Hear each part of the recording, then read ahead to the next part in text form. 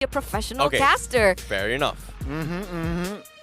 But then again, here I feel like I stick to my Aura Fire roots. Well, not roots, but I just love Aura Fire in this tournament. So let's talk about the drafts now. It's already deep in that first phase where it's Arlet first pick, Valentina and Lancelot. Yeah, they met each other 7 games today, so they know what will happen. And now, seeing how the drafts are here, very quick openings coming from BTR right from the get-go here. Immediately, Arlot, Farsa, as well as the Beatrix being the opener here coming from Bigetron. But from the side of Aura Fire, they open up with the Lancelot as well as the Valentina. So I'm curious to see what is going through their mind. But because these are very quick picks coming from both sides, it feels like they have a very, very good read on what they want to do in terms of game strategy and game plan. So I'm surprised that this is happening, but I like the Valentina from the side of Aura Fire because of the fact that Moreno has more options to work with by taking advantage of the IMU. I mean, they've met each other for like 7 times in a row already. So I think they kind of know each other now at this point, right? And that's why the bans and the picks are coming through really, really quick. And they're sniffing out these heroes that Van could potentially use in that jungle position. And so the Hayabusa... Wait, this is wrong. I think... Right? I think Aura Fire is supposed to be on the first pick, Bigetron on the second. So okay, I got a little bit confused, but yeah, let's continue from there. Actually, no, I need confirmation. Hang on. But yeah, I mean, looking at the composition right now, it's the Melissa here. It's 88% win rate, so very prio and very reliable, and that is why also Bigetron here, they will commit to that Melissa in that position. Just to confirm, the logos are just wrong. So it's still Aura Fire first pick and then Bigetron second pick. There you go. Yep. At the same time here, I like how Bigetron is just respecting on how Wen is just so mechanically gifted when it comes to contesting objectives, right? Heroes that can actually do that are heroes like the Fredrin as well as Hayabusa and Martis. These are 3 very, very strong heroes that Van can potentially pick. However, now, when it comes to dishing a lot of damage and then threatening the Lord with the Retribution battle here, I think earlier today we did see the Balmon pick up. I don't think I've seen Van kind of play it, but this might be putting Aura Fire in a spot where, hey Van, what else can you do? Can you play not just the Fredrin? Can you just not play the Hayabusa as well? Can you play something else beside these 3 heroes? And in this case right now, it feels like what other good heroes that can actually go head-to-head against a tank Lancelot right now? I mean, there's Martis, there's Balmon for him to choose, Akai. Besides Balmon. Well, Balmon's open. Akai is also still up and available, right? So there are still choices for him, definitely. But you can see here, Bigetron Alpha, they're going to go for the next pick. And I think that's really smart. I think that's really good, right? The Kaja, the pickup potential that it has against the Farsa and the Beatrix, it's going to make it a little bit more challenging for these backlines to deal the damage that they were intended to. You know, it's going to be very tough game here, I feel like, for Farsa, right? You can't ult without feeling insecure, because when you ult, you're stationary and Kaja can just flicker, pull you into your team. So a very good pickup, which I'm quite surprised Aura Fire did not ban out in the second phase. But okay, second phase here, what will they pick is the question for that jungler position. Fanny can be an answer, but because of the Melissa, Melissa and Kaja. Oh, I was about to bring up the Bane. We did see a lot of Bane today here as well. You know, I was very skeptical about the Bane pickup just because of that it doesn't dish out a lot of damage in early game here. I was still riding afraid like, oh, it's just a meat shield. But sustainability is going to be key. But guess what? Bigetron, they bring in the Masha as an XP lane to contest against the Arlot. Yeah, now if I was Beatrix, I'd be like shaking, right? Because not only does it answer the Arlot in lane, oh no, this is going to be an Arlot roam. So it's Lapu Lapu in the EXP lane. So very interesting matchup. We don't see this too often. This is like, if I closed my eyes, I didn't see anyone, I'd be like, okay, that's an Onyx draft. Yeah, right? Boots has been the only one to play it in this meta. True, you're right. They're trying to replicate that success, and seems like, and not just the Beatrix, the Farsa can sweat in that game, right, with the Masha presence. So again, a good addition to add dimensional. Yep, to be honest, I like the draft as well. Masha seems very convincing BTR for me. Okay, BTR, Aura Fire. Let's go. Casters, take it away. Two teams fresh off of a hot battle, but the war isn't over just yet. They are fighting for that slot in the Snapdragon Pro Series Challenge Finals in Jakarta. Aura Fire, Bigatron, Alpha. I actually want to hear your take on the draft, Gideon, because I've been hearing a lot of Bigatron Aura from them? Oh yeah. The draft is looking mighty fine, and I think a lot of adjustments have been made since their previous matchup in their full best of 7. I don't know how they have the stamina for this, but we're looking on high on Arlet once again. Even Cerezo deciding to go for this Masha. The first couple of engagements have already begun with an early invade coming in from Reza as well as High. A quick flicker from High, but now he's dead. As Vin and Moreno are going to chunk him down. They try to give the kill over to Supercat. They want to get a bit more, and Reza flickers out into safety. So far, so good, but a great start for Bigatron Alpha. Oh, Reza surprised by Moreno. A flicker to the face and another kill for Bigatron. Aura wanted to start off this game aggressively, but Bigatron punished them right away. And right now, Aura Fire might have to rethink their strategy of being aggressive towards Supercat's jungle. This is the level of polish we're expecting from both of these teams. They're extremely warm, they're prepared, and they will take every advantage possible to end this game as quickly as possible. Yeah. And I cannot stress the fact that they played a full best of 7. And the fact that we are still seeing them fight out here, we are all in for a treat. Topside Zakan getting pressured here. And we've seen all throughout Snapdragon Pro Series so far how important Melissa is. Reza, though, getting pressured. Reza still has the wings by wings. He gets to go out for free, but that puts him at a very dangerous HP for this upcoming turtle fight. Yeah, and now with 7 seconds remaining, let's see who can get into good position first. See here Moreno still waiting to hit that level 4. Reza as well. Here are the two junglers. Whacking at the turtle at the start. Bigatron, Cerezo, Moreno sees Van. No, it's not looking good at all. They don't have enough support. The level 4s are finally coming in from Padlevi and Reza as they get close, but I think this is going to be quick secure from Bigatron Alpha, and this is the tempo we like to see from the Red Aliens. And you could see just how much fear a Masha pickup that's level 4 instills onto one hero. Van here just stepping away, but of course you wouldn't expect him to go 3v1 to try and contest it. So Aura Fire, let's see if they recalibrate their rotation so that when the next turtle is up, they're in a better position. Ooh, and with early rotation from Padlevi and Reza allowing a free kill on towards Moreno's side. Doesn't have his flicker available for the next 14 seconds, but Vin will have to clear this lane. That's what we want to see. The quick clap back, in a matter of fact, from Aura Fire. Yeah, and clapping back between these two XP laners and their presence across the map is going to be an X factor here. Padlevi at times will be able to get out of lane quicker, and then he'll be able to rotate, but then there are times where it's going to be Cerezo, as we saw in that turtle. Meanwhile, topside, oh, here mid actually, High.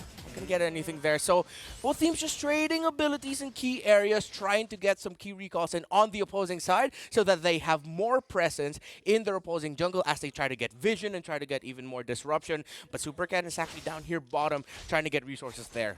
I can only imagine that their fingers are shaking just to not have to use their battle spells, because again, you know every single time that battle spell is down, the opposing team is going to hit as hard as they can to punish you for utilizing an important resource. Now, topside, the quick rotations in is 4v5, but a quick flicker coming in for Vin to make sure he doesn't get hit by that final slash. This could be a redive as we see the feathered airstrike, Bennett's rage, and even the deadly catch. Sakin comes back in to clear off the last cart minion, and now Bigatron Alpha are safe. Aura Fire back away. Oh, Zakan actually blocking the snipe there for Super Vin. As you see, the XP laners both cutting each other's lanes, and they are present in the opposing side junglers, but it's actually Cerezo deeper into the jungle of Van, trying to disrupt him as he's trying to get his orange buff. Meanwhile, that's going to be Padlevi doing the same thing for the purple. Van is going to be set back, and that means it's actually going to be Supercan closer to the turtle for Bigatron. Oh, they can do this all day long, right? And now Aura Fire. Ooh, great Divine Judgment. And Final Slash is coming out for both sides to try to make the play, but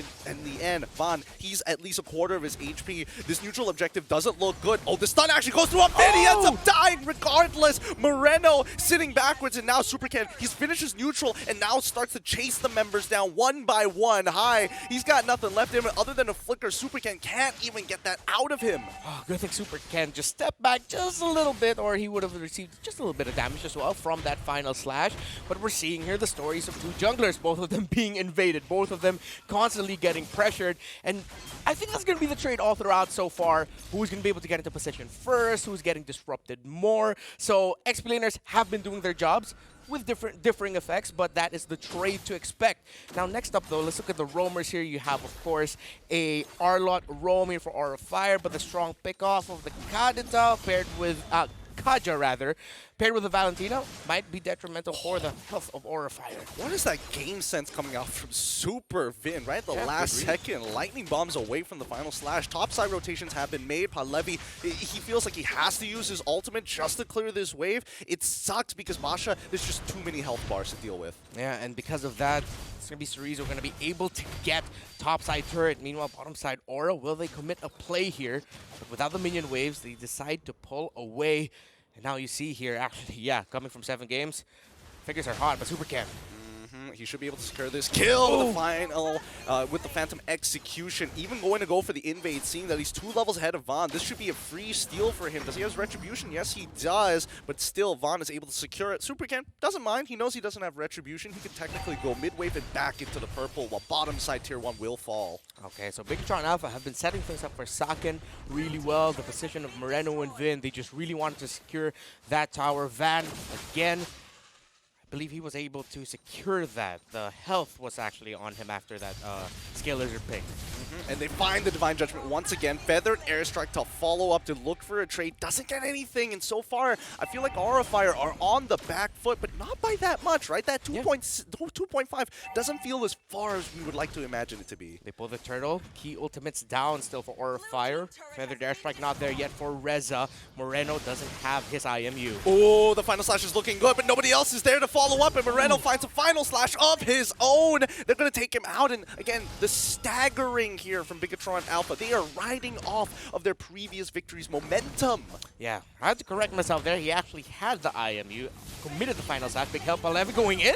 Yep, he gets it. I mean, Palevi, he's trying his absolute best, but I don't think he can sustain it. Wow, he's sustaining a lot longer than I thought he was going to be, but that means that Super Vin, with this assist, will be able to get a fleeting time. Bot tier 1 collapses. That looks a little bit like a little bit of hesitation coming in from Aura Fire. That was Palevi going in. He got some key hits in with the Bravest Fighter, but Aura Fire decided, sorry man, we just don't have the resources right now. We don't have our ultimates. Our abilities are on cooldown, and Palevi, his sacrifice, just didn't amount to anything there. Yeah, I think it's one of those moments where Aura Fire, they're starting to really feel that fatigue, right? Yeah. I mean, the decision-making isn't as sharp, and you can tell that even the mechanics as well, it's there. They are going on pure autopilot from this point onwards. Is that Supercan going in for a 2v1? Yes, it is. He's going to get back out, but now from here on out, Supercan dominates the jungle. Everything should fall into his hands.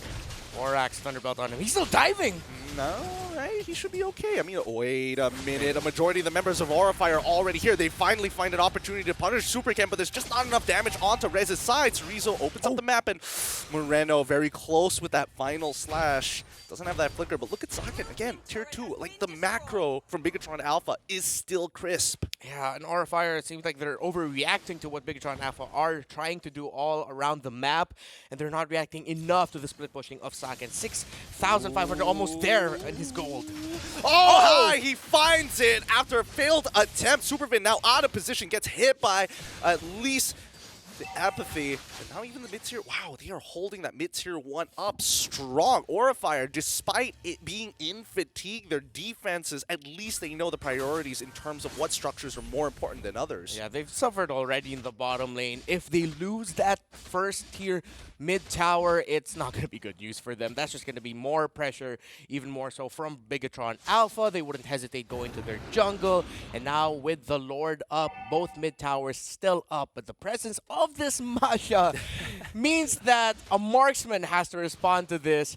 And with that bit of info, Bigatron, yeah, they're starting the Lord, and they might get it without any contention, but Aura Fire will try. Yep, they got the final slash from the IMU. Ken is trying to make the play, but Vin unfortunately gets pulled on backwards. Moreno keeping the back line available as the Bravest Fighters already come out. This 50-50 is looking extremely dangerous. Saken not getting in. Feather Airstrike being committed as well. It's going to be Bigatron who walk away with the Lord, but 2 kills fall into the hands of either side. Trading 1 for 1. They're able to get a second one. Cerezo has been untouched. Nobody can deal with these 3 health bars. Man, Cerezo, it's like he's telling Reza, you burst my team, I'll scratch yours. And little by little, that sent back the members of Aura Fire, Palevi, and High down. And now this mid tower is going to go down. Reza might also as well. Will he? Wings by wings to just sidestep and even the feathered airstrike. Wow, okay, great micro being showed off there by Reza. That's what we call movement. Movement. You like that? I You like that. It's got a bit of groove to it because I you like the gotta have that movement. groove if you're putting that fancy footwork. Well, in this case, it's gonna be the wings. But now we see the first lord of the game starting to crash down. The empowered minions are great, but they're not going to be able to at least translate this into an inhibitor turret. You see here now, Bigatron, all of their small decisions paying off big for them. Final slash. Oh no, Vin! He ends up failing the attempt on that Divine Judgment flicker as he gets punished right back with the help of High's final slash. That's so unfortunate. Big resources being expanded as well. Just couldn't lasso in time there. And a great final slash to make sure that they secure their Omer. So now Orify has a bit more confidence moving forward, but the damage from Moreno is going to send Palevi back. The snowball is starting, right? Feather Airstrike once again being casted, forcing Moreno out. It's going to be Palevi who secures the kill in that backline as High continues to slow them down. Deadly catch to try and disengage, but it's too late. Palevi's down. Reza is down. A 2-for-1 trade in favor of Bigatron. They got a kill, but at this point with the lead of Bigatron Alpha, it's almost a sure thing that every time Orify will try to attempt getting a kill, maybe two, Bigatron's going to get something back. Saken able to free hit. You see the damage already coming out of this Melissa. Orify, my question is, are they going to try? Oh, they will, but Super Vin. And it still clips him right at the end. I thought he walked out of it, but no, Super 10 looking to punish onto Aura's High. He doesn't lose his immortality, but he does lose a flicker. Wow, that looked really jank. Aura Fire telling Super Vin, only cool guys can walk away from explosion. Super Vin, it doesn't seem like you're a cool guy. Right at the edge. It feels like we've been seeing that more often here, especially in Snapdragon Pro Series. Just when you thought you're out of the range. I don't know, maybe that's just how bombs work in the Land of Dawn. They have just a little bit more oomph to them, right at the edges. It feels like a hidden Novaria at some points, right? Yeah. And now, Cerezo, again, he looks at this 2v1, scoffs at it. I'm a higher level than High. I don't have to worry about it. Kabuki, if you commit to me, it's going to be an instant chase down. Now, the rest of the team for Bigatron Alpha, right? It's all about posturing. Thunderclap from the Masha. We haven't seen a massive one just yet from Cerezo, but if Aura Fire don't watch their positioning, especially if they want to contest the major objectives, this Lord, question is, will they actually do that? 7,000 is the gold lead right now of Bigatron Alpha. At this point, Aura Fire are just going to try to find little crumbs here and there. Yeah, how long are these crumbs going to be, though? The bottom side, Cerezo's getting attacked, and so far, if we look at his build, right, it's going to be Sky Guardian's helmet, Corrosive Scythe, and as well as the pants. Not to mention, he's got the Thunder Belt. I was expecting to see Cerezo actually go for the second Guardian's helmet there, just for that big one-shot. Yeah, I thought so too, but it seems like he's thinking differently here. Wants a little bit more slows to be dished out by his scratches as well.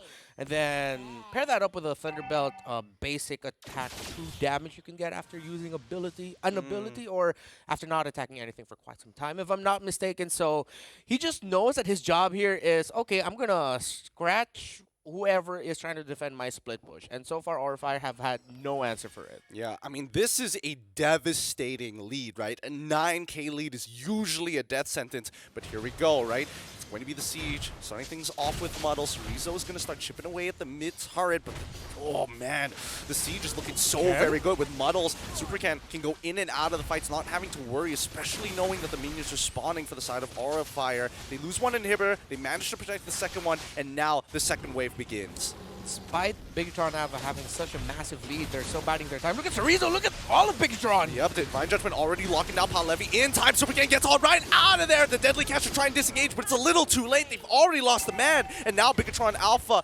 looking to try and close this out. They don't have enough minions to make it work, and if Aura Fire make that mistake for them, this is going to be an easy closeout.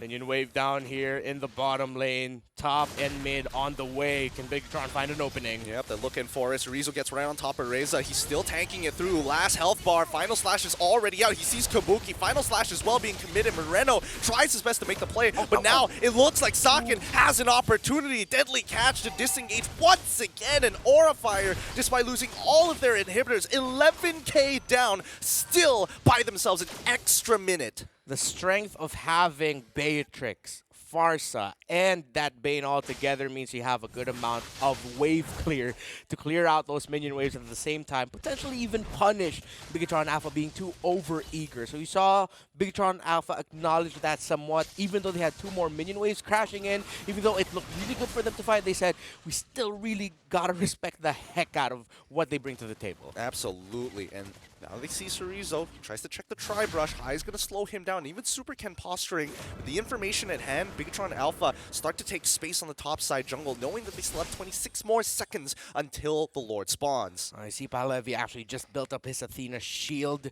knowing that Moreno is one of the things stopping him from being able to freely go after the backline here of Bigatron Alpha. The burst coming out of this Valentina, who at this point doesn't have a Divine Glaive just yet, but the lead is that big. Oh, the Divine Judgment looks good, but unfortunately Saken has nothing else to auto-attack. It's going to be up to Super Ken to finish that off. The final slash from Moreno finds 2. Deadly Capture disengage. It's too late. The Muddles has done more than enough damage, and even the Inspire being popped. BTR are looking to close this out as soon as possible. High, the next to go down. Saken untouched and unwavering as they look to try and close out this game. Next wave from the bottom side. Does anybody have their ultimates? No. Kabuki, he's got nothing left. No Bennett's Rage. They try to go in for the backline. Cerezo stops Kabuki from auto-attacking, but they clear just enough with Vaughn alone.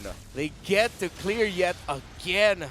But Aurafire does not look like they'll be able to contest this next floor. They're just going to have to somehow pull off another near miraculous defense with the Lord that they are going to be picking up almost 17 minutes into the game. It's going to be the 3rd one secured by Bigatron Alpha.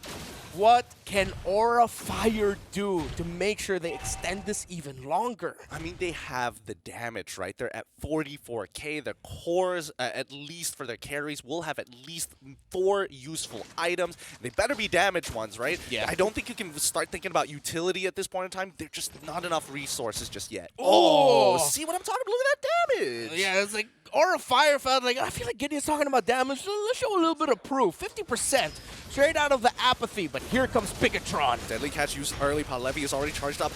Oh, he gets pulled again by the Divine Judgment. Final Slash to try and get on top of Vin. Pops his immortality as Vaughn is chunked out by Muddles. The backline getting attacked once more. High tries his best, but that means that Saken gets the free hit for a little bit longer. 3 are down, and that's going to be a quick closeout from Bigatron Alpha. Look at that momentum. Check out Kabuki just chilling on that couch. Chilling like a villain.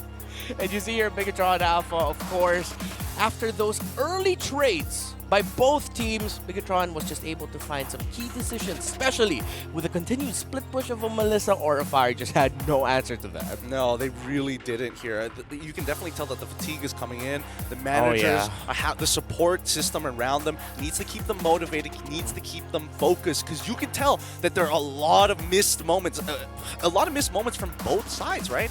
Kabuki, from the side of Aurafire, had his, channeling his autos, looking to use his abilities at weird times, and I would even argue that from Bigatron Alpha, Super Vin had a lot of missed moments towards the end.